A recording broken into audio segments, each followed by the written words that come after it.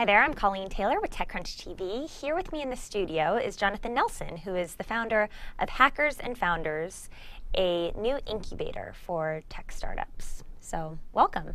Thank you. Glad to be here. So, Hackers and Founders, I said it's a new incubator because the incubator aspect is a bit new, Yes. but Hackers and Founders itself has been around for a while. It's We've a been well-known around name. for like five and a half years. I mean, it started off as I was working 3 nights a week as an ER nurse. I'd gone back to school for software engineering with this grand scheme that I would work 3 nights a week until I could bootstrap my way to like success, fame, and fortune as an entrepreneur. And so I'm working 3 nights a week, coding 4 nights a week, and my wife, after 6 months of that, my wife is like, honey, I love you, but get out of the house 1 night a month. Just please give me a break. I'm like, okay. She's like, you need to go out and meet other people. Right. I'm like, okay. So I'll go out, and I started this meetup called Hackers and Founders, and the first one was 4 dudes and me in a bar. And next month it was 8 dudes and me in a bar, and then it was 13, and then 32, and then 2.5 years later, it's 100 dudes, gender neutral, and me in a bar, and like I'm, at the time, my current project startup thing was like building a search engine for financial news, and it was starting to really take shape, and I was like, oh my God, this might actually be a startup, and I might actually need to talk to investors in like 9 months, so how do I do this? And at the same time, I was running into like all of these problems, like people would start coming to Hackers and Founders meetups. They'd just show up at the bar and they'd be like, hey, I just moved here from Europe. I'm like, oh, awesome. Want a beer? And they're like, yeah. Like, where's Silicon Valley? Like, what should I do? Where should I go? And I'm like, this is it, dude. Like, 100 awesome people in a bar talking about startups and hacking. Like, this is kind of it. And they're like, okay, but like, where do I go? Like, what do I do? Like, I have a startup. And I'm like, cool, me too. Want a beer? Right, so people didn't really know what the next step to take. I mean, you come here, you come to Silicon Valley, you are a hacker, you're starting to be a founder, but how do you become the next big startup? And it takes like 3 or 4 years to really kind of like get your network up to snuff. It really takes years to like figure out how this weird system works. And occasionally, you know, you'll read about something like, oh my God, they moved here, and a week later, you know, they bump into Dave McClure and he writes them a check, and oh my God, 3 months later, they've raised, you know, $10 bazillion. But like generally what happens with the people I meet at a bar is that they hang out for 3 years, they struggle, and then, oh my God, they're an overnight success. Right. And I figured there had to be something else that I was missing. There had to be like something that I wasn't seeing, because people were asking me like if there was a system, and I'm like, dude, I'm a nurse. Like, I have no idea. Right, because you were still, your job at the time, or your part-time job was being a nurse. Correct. And so I decided to kind of start learning a lot more about the investor side of things. I decided to start networking directly towards investors. And how my warming up the conversation went was, hey, there's all of these people showing up at these meetups, and they're just kind of like fresh off the boat, fresh off the plane, like, hey, I have a startup, and like, what else is there here for them that I'm missing? Because a lot of these startups are like dying. Right. And I hear that never happens. And so what had happened, I suppose, because it started as this very casual thing, but now 4 or 5 years later, it's really formalized. Now you're a proper incubator. You have application times. You take a 2% stake, which is unusual compared to other incubators that typically take, I guess, 6 to 10%. Yep. Can you talk to me about how that change happened? When did that happen? So, I guess the first investor that I talked to was Naval. I just did a Hail Mary. Naval Ravikant from AngelList. Yeah. Right. And he had started AngelList, like he was 6 months into that whole process. I did a Hail Mary pass to him through one of his prior employees, and he said, hey, well, if you have great startups that are dying, like, introduce them to me.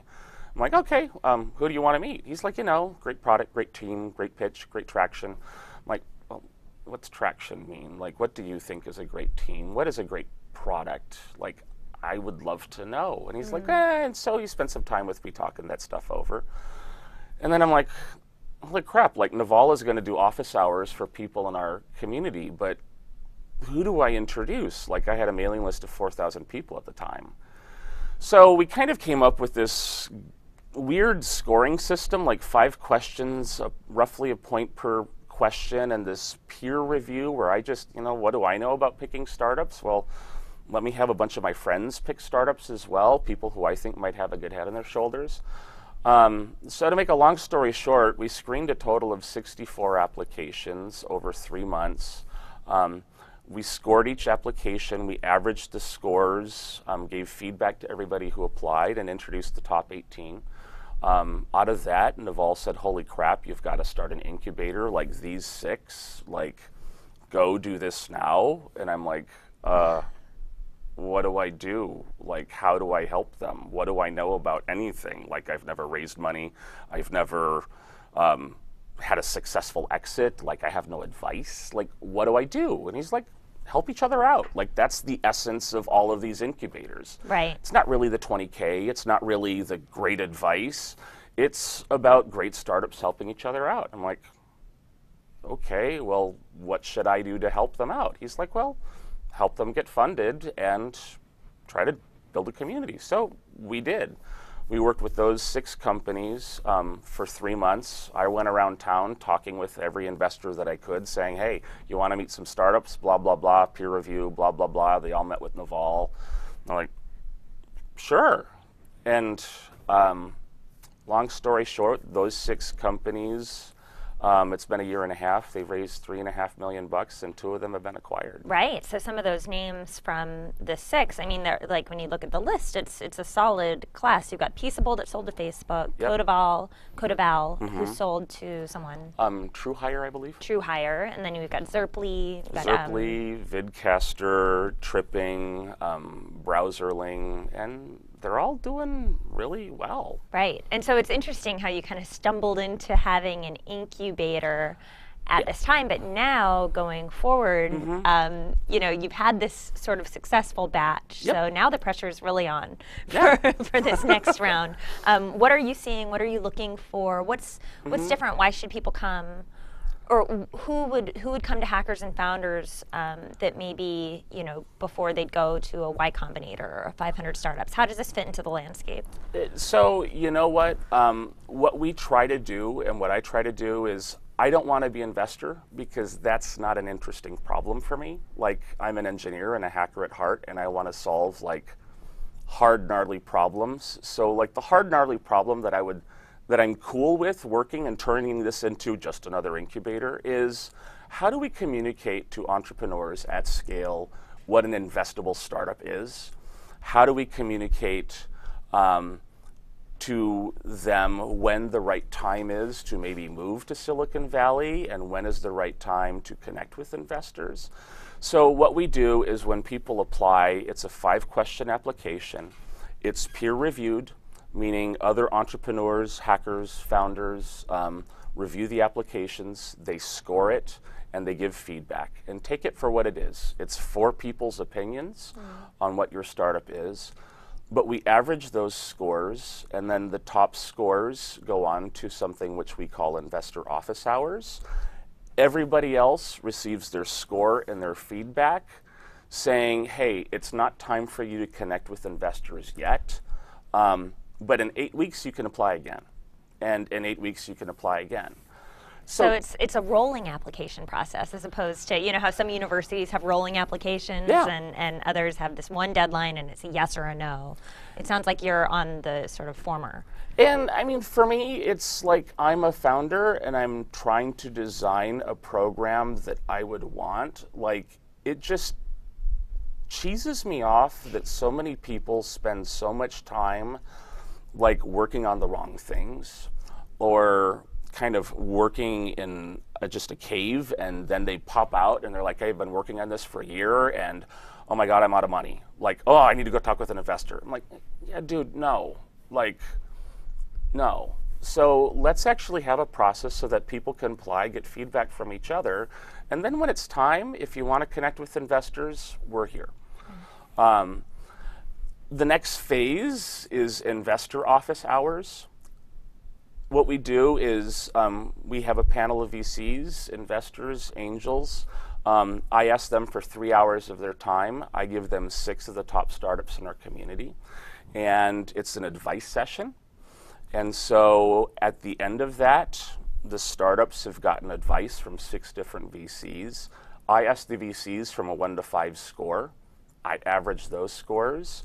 And if the scores seem to say that these startups are investable or fundable, we'll invite them to join us and we'll work with them for 3 months. And our goal at the end of the 3 months is to really do whatever we can to help them and then connect them. My personal goal is at least 150 investors.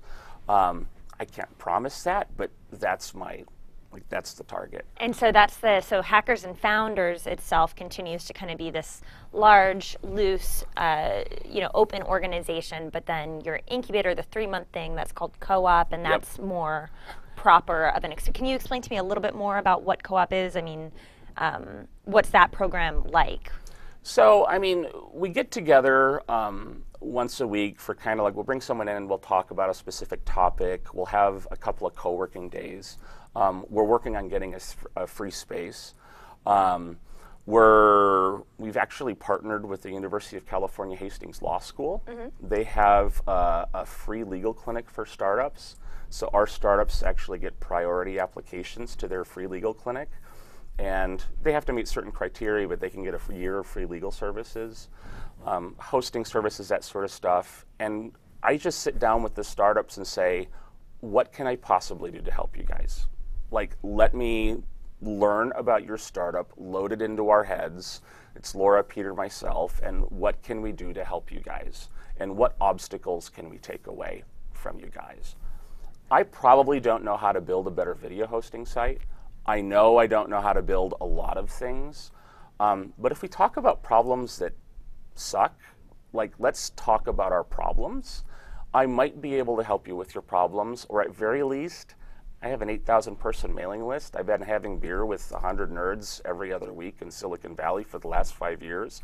I probably know someone who might be able to help you. It sounds to me like the one main point that you keep coming back to is that it's very important for founders. You think it's very important for people to talk to other people, and maybe that goes against the nature of maybe what some of these entrepreneurs and developers and hackers want to naturally do, which might be just focus and stay solitary, focused on their product. I mean, we called it the co-op because we really want it to not be about any one particular person. We want it to be about great startups helping each other out.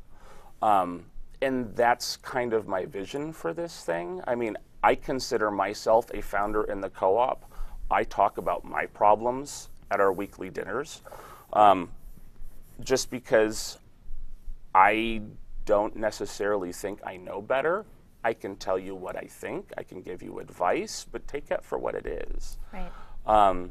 And so I'd like to think it's more of kind of a bottom-up instead of a top-down approach. And I really wanted to build a search engine for financial news. But what do you do when this community is 8,000 people strong? We now actually have 25 related chapters around the globe. Wow. We've had 5 Hackers and Founders chapters or Hackers and Founders related chapters pop up in Mexico in the last year. Wow. 2 in Chile. I was just in Lithuania 3 weeks ago speaking at a conference. So your personal financial news search startup it sounds like it's on the back burner at the moment. Yeah, that's gone. And can we talk, last thing I want to talk about here is just get a little bit more in depth on why just 2% are you taking? What is that investment strategy? So what we do with the 2% is it kind of goes to if I can geek out about finance a little bit, my core thesis is that incubators are essentially becoming ratings agencies for early startup equity. For instance, Y Combinator is essentially YC grade equity in Silicon Valley is worth a 3 to 5 whatever X multiple on a traditional valuation. Now you have ratings, you have options. Uri Milner, SV Angel, and Andreessen Catalyst are essentially purchasing options in these startups to follow on. Dave McClure in 500 Startups has actually a very financially sophisticated investment model. It's called Black-Scholes investing. I won't go into it. But so why not just build, on the investor's side, why not build a ratings agency for early stage equity? Why not just build a pipeline and a system for startups to connect with investors so that these are investable startups? That's my goal. The 2% equity, what we've done is we've actually pooled that. And so our first 2 classes have gone into a pool. And we have actually kind of created, think about it like a mutual fund for early equity. And like the grand vision is, how do we actually make investing more efficient? Like, what if you could actually have in 3 or 4 years a trusted ratings agency model so that 20 startups looking for a Series A could go through an external ratings agency and together raise $2 million apiece? But what if one investor could write one check for $20 million and buy 20% of 20 companies? Wow, that's ultimately, or that's something that you would like to build, or that you think could be built at some point? I think that's the way it has to happen for venture to scale and to start working better. I see. So that is something that it sounds like you're working on, or you think somebody else should work on, because you do already have your hands full with Hackers and Founders, but that's what you're... Like, long term, that's like the vision, is how do we make venture and startups and getting capital to startups more efficient? Like, that's the hard problem that is interesting enough for me to work on. Also helping startups get from point A to point B, but those are the problems that I'm really interested in tackling. Well, big ideas here with Hackers and Founders. Thank you for coming by. I mean, there's still so much more to talk about, I suppose, but we'll just have to check back in as things grow. So thank you, Jonathan. Thank you so much, Colleen.